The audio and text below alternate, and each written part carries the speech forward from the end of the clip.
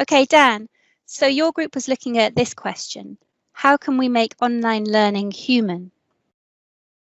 So the starting point from this was the observation that globally we're hearing the same message from learners, teachers and parents about the missing in-person cues of eye contact or students walking out the classroom together or seeing what the teacher is doing.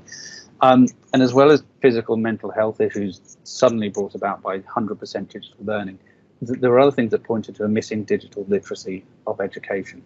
The role of teachers and parents completely changes. So what should the teacher be doing if they're not in person all the time? What should the parent be doing? And how do you recreate the collaborative and sometimes competitive environment in the classroom? So a whole host of different starting points.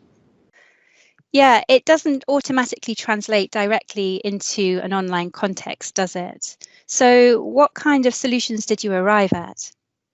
So some of them tackle the immediate problem of things like merging the tools that we're currently patching together, so Zoom, YouTube, Google Docs and so on.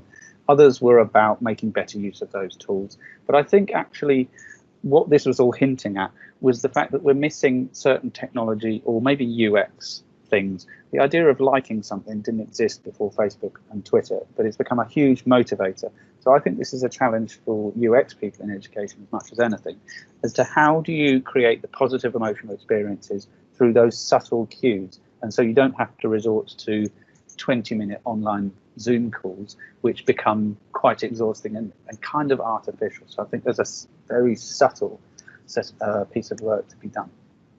This was just one solution participants came up with at our Shape Education event earlier this year. Let us know what you think and share your ideas.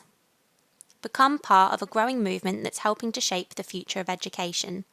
Visit shapeeducation.org to see how you can get involved.